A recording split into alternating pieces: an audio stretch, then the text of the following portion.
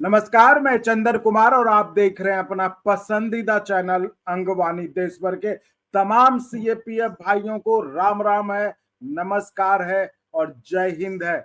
हमारे साथ पंजाब के जलंधर से जुड़े हैं जोगा सिंह जी। जोगा सिंह जी जो खुद बीएसएफ में अपनी सेवा देकर रिटायर्ड हुए हैं, एक्स असिस्टेंट कमांडेंट है। जोगा सर, बहुत स्वागत है आपका अंगवानी पर।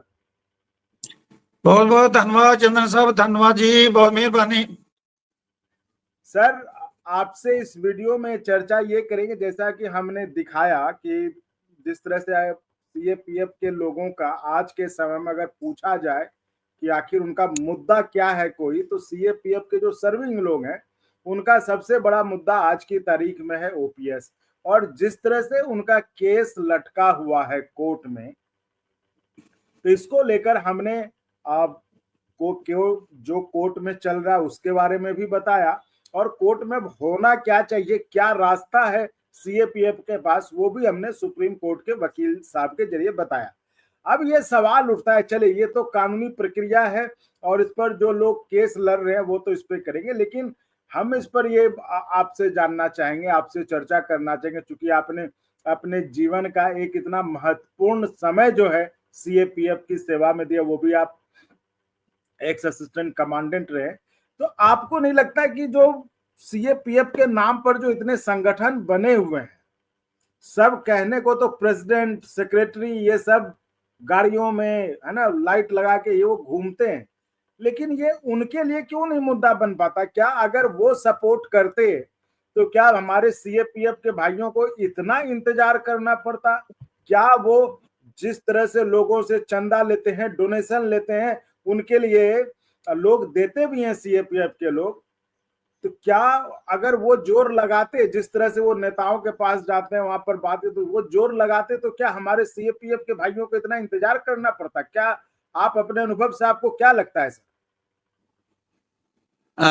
चंदन साहब, आप जो बात कह रहे हो बहुत बढ़िया और एक बड़ा डीपली टाइप का क्वेश्चन है हमारे सीएपीएफ के लिए। सबसे पहले जो हमारी अलग अलग यूनियंस बना के और अपना अपना ये डंका बजा रहे हैं, उनके बारे में बताऊंगा कि ये कुछ एक ऐसी जो मेरे नोटिस में आई देखने में, दिल्ली भी है, यहाँ पंजाब में भी कई एक बन रखी है डिस्ट्रिक्ट लेवल पर है। ये सिर्फ अपने अपने बेनिफिट्स के लिए इन्होंने ग्रुप बना रखे हैं। ये कभी कभी जाकर हाई लेवल मीटिंग में या दिल्ली कभी जाते हैं तो वहाँ ये जो बेनिफिट्स पॉइंट्स के लिए जो सुप्रीम कोर्ट में जहाँ और मुद्दा चल रहा ओपीएस के बारे में, उसमें ये इतना स्ट्रेस नहीं करते। ये डिफरेंट डिफरेंट मांगने शुरू कर देते हैं जो कि नॉर्मली ये जो डिपार्टमेंट के लाइक है। ये आपने भी महसूस किया है? यस सर, बिल्कुल। ये मैं भी इस चीज को बड़ा डीपली महसूस कर रहा हूँ कि ये मोस्टली अगर जी आप बात पूरी कर लें, आप बात पूरी कर लें। जब ये देखा मोस्टली ये किसी मिनिस्टर के पास हाई लेवल पर जाते हैं तो वहाँ अलग अलग किस्म की छोटी छोटी डिमांड रखते हैं, जैसे इनको फंड चाहिए, कोई लीकर कोटा चाहिए या और सो मनी, इस तरह के जो छोटे क्वेश्चन है। लेकिन जो मेन मुद्दा उसको ये पूरा डीपली उनके पास उठाते नहीं है। तो बाहर अगर बातें यूपीएस की ओपीएस की करते हैं, लेकिन वहाँ क्वेश्चन बातें कुछ और हो जाती हैं। इसलिए हमारा जो मेन पॉइंट है जो ओल्ड पेंशन स्कीम पर है वो तकरीबन पीछे ही रह जाता सर। नहीं, ये आप जोगा सर बिल्कुल सही बात करें, क्योंकि हमने भी ये पिछले दिनों एक वीडियो बनाया था उस पर, जिस पर कि जो लोग, कुछ लोग थे जो गए थे सीनियर ऑफिसर से मिलने के लिए, सीएपीएफ के ऑफिसर से, तो वहां जो मेमोरेंडम दिया था उसमें कहीं भी इस बात का जिक्र नहीं था, ओपीएस का जिक्र नहीं था। वहां पे जिक्र था वेलफेयर बोर्ड बनाने का, वो झंडा दिवस क्या उसमें शायद उसमें फंडिंग वगैरह जो भी है, लेकिन बाहर आकर उन्होंने कैमरे पे जरूर बताया कि भाई हमने ओपीएस की मांग की। तो हमने भी कहा था कि आप लीकर कोटा तो चलिए हो ही जाएगा उसमें, वो ठीक है, लेकिन अभी जो सीएपीएफ के जवानों का जो एक सबसे बड़ा मसला है वो ओपीएस का है। मतलब हम लोगों के पास देखते इतना फोन आता है, इतना मैसेज आता है सीएपीएफ के भाइयों का कि इसमें कुछ करवाइए, इसमें कुछ पता करिए। अब जैसे ये 74 नंबर का मसला, उसमें कहते हैं इस 74 नंबर को पता करिए। तो क्या ये वही कह रहा हूँ कि तो ऐसे में सीएपीएफ के भाई करे तो क्या करें, क्या करना चाहिए उनको, मतलब उनको क्या रास्ता है? एक्चुअली चंद्र साहब, इसमें जो हमारा अभी केस बड़ी हाई लेवल में सुप्रीम कोर्ट में जा चुका है, जो इंडिया की सबसे महान बड़ी हमारी सुप्रीम कोर्ट है, तो वहां तक ये आप जैसे भाइयों की मदद से वहां केस पहुंच चुका है। वहां से मैंने आपकी एक वीडियो इंटरव्यू सुनी एडवोकेट उमेश कुमार साहब से, तो उन्होंने भी ये बात बताई है कि वहां अभी जो 74 नंबर का जो एप्लीकेंट है उसको नोटिस सर्व नहीं हो रहा, जिस कारण से ये फर्दर कार्रवाई नहीं हो रही। जो कोर्ट है कोशिश कर रही, लेकिन उसका कोई आगे जवाब नहीं मिल रहा। तो उसका चलो कोर्ट जैसे भी, उनके अलग अलग वेज हो सकते हैं, वो तो कैसे भी पूरा हो जाएगा। जो हमारे ग्रुप बन रखे हैं, यूनियंस है या लीडर हैं, अच्छे अच्छे अफसर भी इसमें ज्वाइन हो रखे हैं, जो एफर्ट्स भी करते हैं, इन सबको सर मिलके इसी पॉइंट पर स्ट्रेस करना चाहिए कि हमारा ये जो मुद्दा, जो ओल्ड पेंशन का ये जो बदलिया जा रहा है यूपीएस में या और स्कीम के लिए, उसको नाम बदल के बल्कि जैसा का तैसा ही हमारे रिटायरीज को दिया जाए। तो हमारे ये जो ग्रुप है वहां से थोड़ी सी ये कमी रह रही है कि हम उसमें पूरा स्ट्रेस नहीं कर पा रहे सर। नहीं, जी बिल्कुल, ये बात आप सही कह रहे हैं कि हर चीज की बात होती है लेकिन ओपीएस की बात नहीं होती। नहीं तो ऐसा नहीं होता कि जो है सरकारें, देश की सरकारें जो है या राजनीतिक पार्टियां इनकी बात को नहीं मानेगी, क्योंकि एक बड़ी संख्या है देश में सीएपीएफ के लोगों की। कम से कम 10-12 लाख है सीएपीएफ के लोगों की संख्या सर। बिल्कुल सर, बिल्कुल। जो ऑल टोटल सीएपीएफ के जो डिपार्टमेंट में जो मिनिस्ट्री ऑफ होमवेयर के अंडर आते हैं, तो ये मिलकर काफी स्ट्रेंथ बन जाती है और बड़ी अच्छी ड्यूटी कर रहे हैं। कभी कभी सर बड़ा मन में आता है कि हम 2 नंबर कैटेगरी में रखे हैं जो सीएपीएफ के डिपार्टमेंट है, और जो डिफेंस फोर्सेस है वो 1 नंबर पर एक्सपर्ट फोर्स मानते चलो है, लेकिन उनका ज्यादा से ज्यादा ट्रेनिंग में फर्क हो सकता है, या उनके पास जो वेपन्स वगैरह है या जो बाकी फाइटिंग के लिए मौजूद उनके पास है, और होने कारण से उनके लिए कुछ फोर्स है हमारी, कोई शक नहीं। लेकिन ड्यूटी के लिहाज से जो सीपीएफ जो ड्यूटी कर रही है सर, ये इसका इतना डिफरेंस है कि आपको जो फिजिकली बॉर्डर पर आके या डिप्लॉयड फोर्सों के ऊपर, जैसे भी जहाँ आईटीबीपी है, बीएसएफ है, कहाँ जम्मू कश्मीर से लेकर तो किधर दूर तक ये त्रिपुरा तक ड्यूटी करते हैं। कहीं कहीं ये रण कच्छ में देखा जाए, गर्मियों में राजस्थान में देखा जाए, अभी अभी जो पंजाब में बाढ़ आया सर, क्या हाल है बीएसएफ का, कैसे बेचारों का सब राशन पानी में बर्बाद हो गया। तो उन चीजों को देखते हुए हमें डिफेंस फोर्स के बराबर नहीं तो कम से कम जो हमारे सीएपीएफ का जो ऑलरेडी बना रखा है बेनिफिट्स, वो तो देना चाहिए गवर्नमेंट को।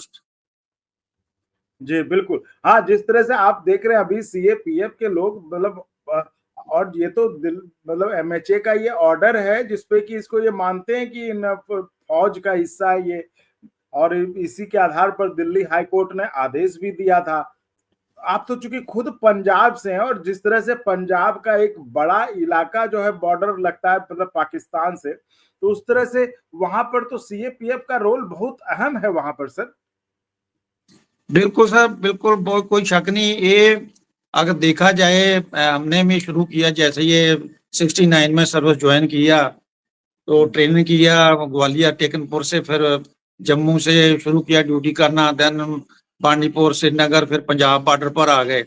और इतना हार्ड ड्यूटी है सर, गर्मियों में, बरसातों में, और कितनी सख्त सर्दी पड़ती है।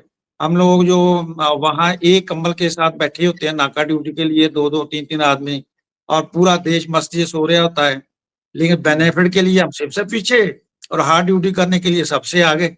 और इसमें गवर्नमेंट को सोचना चाहिए। इन्होंने भी कई बार हमारे माननीय जो बड़े रैंक के नेता हैं, प्रधानमंत्री जी ने मैं देखा है, होम मिनिस्टर साहब भी जाते हैं और भी जाते हैं, तो ये देखते हैं सब कुछ, लेकिन फिर भी पता नहीं आकर दिल्ली आकर वहाँ क्या फर्क पड़ जाता है कि हमारी ड्यूटी वहाँ की वहाँ रह जाती है, हमें जो बेनिफिट्स मिलना चाहिए वो रह ही जाता है। तो क्या लगता है क्या हो जाता है वहां जाके, देखते हैं दिल्ली आते आते क्या बदल जाता होगा? एक्चुअली साल ये ऑफिशियल जो प्रोसीजर है उसमें गवर्नमेंट का जो ना वो बहुत फर्क है सर। वहाँ के पॉइंट्स बॉर्डर के या फील्ड के जो आते हैं, तो वो जब ऐसे फाइलों में पूछा जाता है, इनके बारे में सुझाव दिए जाएं, क्या इसका कोई रेमेडी हो सकता है, तो फाइलों में ये रह जाते हैं सर। उसका एक्चुअली जो रेमेडी जो बन ही नहीं पाता है। मेनली हमें में देखा, हमारे डीजी साहब जब आप विजिट पर जाते हैं, टूर पर जाते हैं, आकर वो अपने जो बाहर फील्ड के पॉइंट आते हैं, तो अलग अलग जो कंसर्न ऑफिस होते हैं उनको दिए जाते हैं कि अब वो अपना इसका जवाब दो भाई। किसी फ्रंटियर से ये क्वेश्चन है, किसी का ये है, किसी का ये है, तो वो फाइलों में घूमते घूमते कहीं में न रह जाते हैं सर। तो सिमिलरली ऐसे लगता है कि गवर्नमेंट का भी यही सिस्टम है, क्योंकि वहां तो कब कब कोई डिसीजन होगा, कब ये जाकर जो माननीय प्रधानमंत्री या माननीय होम मिनिस्टर के पास जाएगा, फिर वित्त मिनिस्टर के पास जाएगा, और कई डिपार्टमेंट में होके तब ये फैसला लेंगे सर। तो इसलिए ये डिले हो रही है सर हर तरह से। करना चाहिए हमें जब इतनी संख्या है सीएपीएफ की देश में, इनके परिवार वाले भी, मान लीजिए एक परिवार में 4 लोग भी हैं, तो भाई 12,48,00,000 वोट हो गए ना। अगर हम 12 लाख माने तो सीएपीएफ की संख्या देश में, अगर हम परिवार को भी जोड़ ले तो ऑन एन एवरेज जो है 4-4 मान लें एक परिवार में, तो उसके बाद रिश्तेदार, तो ये कह लीजिए आप, इतनी बड़ी संख्या क्या है ये। तो नेताओं को भी डर नहीं लगता कि ये अगर गोलबंद हो गए, ये अगर वोट बैंक बन गए, तो ये इसका नुकसान हो सकता है? सर ये बहुत बड़ी क्वेश्चन है। ये तो नेता लेवल की बात है। अगर हम कहेंगे कि बीइंग के बेल्ट फोर्स होते हुए इस पर किंतु परंतु करते हैं, क्योंकि हमें गवर्नमेंट की ड्यूटी करते हुए, गवर्नमेंट जो भी हो उस समय की, उसका वफादार रहना हमारा फर्ज बनता है। उससे हम रिक्वेस्ट कर सकते हैं, उनसे जबरदस्ती नहीं मांग सकते। ये उनकी मर्जी है, उनकी मेहरबानी है, जो सरकार के जो हमारे नेता हैं, जो जिनके जरिए हमारा मुल्क चल रहा है, उनके सहारे में बॉर्डर गार्ड कर रहे हैं, ये उनका रहम कर्म है सर। जैसे भी वो कहें नहीं, वो तो देखिए, वैसे ही मानना पड़ेगा। आप उस समय किसी पार्टी या किसी आदमी की थोड़े ना, आप तो देश की सेवा कर रहे थे, आप देश की सेवा कर, हम सिर्फ ये पूछ रहे हैं, उस पर कुछ नहीं कहना हमें। हम ये कह रहे हैं चूंकि इतनी बड़ी संख्या है, तो इनको आगे ये तो लगता होगा कि चूंकि ये सीएपीएफ का परिवार है, इतने वोटर हैं, ये नाराज हो जाएंगे कि हमें नहीं मिल रहा है ये चीज, हमें ओपीएस नहीं मिल रहा है, तो इनका डर नहीं होता है? ये इस क्वेश्चन को सर कई बार जो रिटायरीज हैं वो पॉइंट उठाते भी हैं कि हम इतने परिवार हैं, इतने हमारी वोटें बनती है, जब जरूरत पड़ेगी तो फिर गवर्नमेंट को पता लगेगा। हम तो बोल सकते हैं ये रिटायर हो गए, हमें तो कोई इतना नहीं है, लेकिन जो सर्विस करने वाला वो छोटे रैंक से लेकर अफसर तक नहीं बोल सकता सर। ये totally bound did not speak against the government. इसलिए उनको तो दायरे में रहना पड़ेगा। रिटायरीज हम बोलते हैं, हमने कई बार बोला भी है, जंतर मंतर में भी एक दो बार आपसे मुलाकात हुई, उधर भी बोला गया है। ये जिम्मेदारी अब तो रिटायरीज पे ही है ना, आप ही लोगों पर है ना कि उनकी लड़ाई को आगे ले जाएं, क्योंकि बात तो सही है, वो नहीं कह पाएंगे, और लड़ाई कोई ऐसी तो है नहीं, लड़ाई अपने हक की है कि ओपीएस उनको मिलना चाहिए, जिसको कि दिल्ली हाई कोर्ट ने भी माना। मतलब ऐसा नहीं कि एक तरह से दिल्ली हाई कोर्ट ने माना तो उसका भी मतलब है, तो जब दिल्ली हाई कोर्ट ने भी उसको मान लिया, तो बात तो उसी को रही, कोई ऐसी वैसी मांग तो हो नहीं रही कि कुछ ये चांद दे दीजिए, तारे दे दीजिए।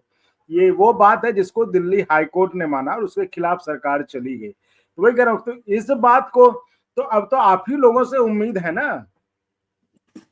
बात ठीक है सर, आप सही कह रहे हो। तो हमारी जो ये यूनियन बन रखी है, काफी कोशिश जरूर कर रहे हैं, इकट्ठे होते हैं, लेकिन आपने भी कहा कि कहाँ कोशिश हो रहा, आपने भी कहा कि जाते ओपीएस की बात होती नहीं, वो कौन सा मैं वही बता रहा हूँ सर, उसी पॉइंट पर आ रहा हूँ कि ये इकट्ठे होते हैं, मीटिंग करते हैं जंतर मंतर या कहीं और जाकर। जो हमारा एक्चुअली मुद्दा है पेंशन वाला, ओपीएस वाला, वो एक साइड में रह जाता है। उसी पर स्ट्रेस करना चाहिए। हमारे जितने भी ऑर्गेनाइजेशन जो है इस टाइम पर इकट्ठे होकर, इवन इंक्लूडिंग रेलवे भी इसी पैनल में आते हैं, इसी बेनिफिट्स में आते हैं। अगर ये सभी इकट्ठे मिलकर गवर्नमेंट पर दबाव डालेंगे तो जरूर मानना पड़ेगा। जबकि ऐसे लग रहा है, जो वकील साहब ने कल अपना इंटरव्यू में बताया, उमेश साहब ने, एडवोकेट साहब ने, उन्होंने कहा कि गवर्नमेंट लगता है कोई ये बेनिफिट देने के मूड में नहीं है, इसीलिए ये कोर्ट, हाई कोर्ट दिल्ली से सुप्रीम कोर्ट में पहुंच गया। अगर गवर्नमेंट इसको देना चाहे तो फिर इतना बड़ा लंबा प्रोसेस करने की जरूरत नहीं होनी चाहिए सर।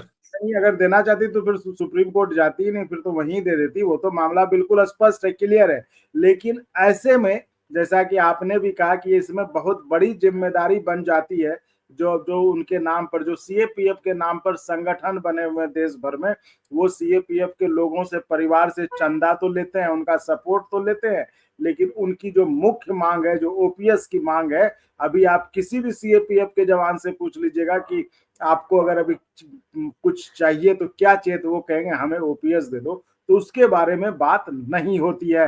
तो जैसा कि जोगा सर ने भी कहा और हमने भी कई पिछले पहले भी आपको वीडियो दिखाया, ये मतलब लगभग ये बात तय है कि जो लोग रिटायर हो जाते हैं, सीएपीएफ के लोग जो संगठन बनाए हुए हैं, वो लोग भी अपने इसमें, मतलब मैं सबके बारे में नहीं कह रहा, लेकिन हाँ जो सामने आया है, जो अधिकतर देखा जा रहा है, उसमें जो बहुत सारे लोग अपने ही इसमें जो रहते हैं कि कहीं उनका फायदा हो जाए, वेलफेयर बोर्ड बन जाए तो कुछ हो जाए जिसमें कि उनका जो है स्थापना हो जाए, पदस्थापना हो जाए। तो लेकिन ऐसे में जरूरत है कि आपको जो सीएपीएफ के लोग अभी काम कर रहे हैं उनके भी हितों के बारे में आवाज उठाने की। तो साथियों, हमने तो जो सुप्रीम कोर्ट में चल रहा है, जिस तरह से मामला आपका अटका हुआ है, उस मामले को हमने भी आगे बढ़ाने का किसी तरह से बात करके, इस तरह से हम अक्सर अब चर्चा करेंगे ताकि आपका मामला आगे बढ़े, क्योंकि आप देश की सेवा करते हैं, आपके कारण हम सुरक्षित हैं। हम अभी वीडियो रिकॉर्ड कर रहे हैं तो हमारा भी फर्ज बनता है कि आपकी बात को आगे बढ़ाएं। जहां तक हम कर सकते हैं वो हम रोज करने की कोशिश कर रहे हैं और करते रहेंगे। लेकिन आप भी सवाल पूछना मत छोड़िए। आप भी अपने संगठन से, जहां जिस संगठन से जुड़े हो, जहां भी आप डोनेशन दे रहे हो, जहां भी आप सपोर्ट कर रहे हैं, उनको कहिए कि हमारी बात क्यों नहीं होती। और कोर्ट के बारे में तो हम आपको और अलग से एक वीडियो बनाएंगे जिस पर कि हम कुछ और नई जानकारी लेकर आखिर ये 74 नंबर आगे अब क्या होगा, क्योंकि वो एक चीज तो हमने उमेश शर्मा जी से अब बात करके आपको बताया, उसमें बहुत चीज आपको क्लियर हो गया होगा। तो चलिए फिलहाल इस वीडियो में इतना ही। बहुत बहुत धन्यवाद जोगा सर, और ऐसे ही समय निकालते रहिए, हम लोग चर्चा में जुड़ते रहेंगे ताकि सीएपीएफ के भाइयों को, मुद्दा को आगे बढ़ाते रहें सर। ओके सर, धन्यवाद, जय हिंद, बहुत बहुत मेहरबानी सर। तो साथियों, चलिए फिलहाल इस वीडियो में इतना ही। आप ऐसे ही चैनल को लाइक, शेयर, सब्सक्राइब करते रहें और संभव हो हमें ज्वाइन करके या फिर डिस्क्रिप्शन में आपको अकाउंट डिटेल है, उसके जरिए आप हमें मदद कर सकते हैं। बहुत बहुत धन्यवाद, जय हिंद। और अगर आपको अच्छा लगा तो एक बार और आपको मैं कहना चाहूँगा कि आप इसको प्लीज सब्सक्राइब और शेयर करते रहें ताकि हमारा भी मनोबल और सपोर्ट बना रहे।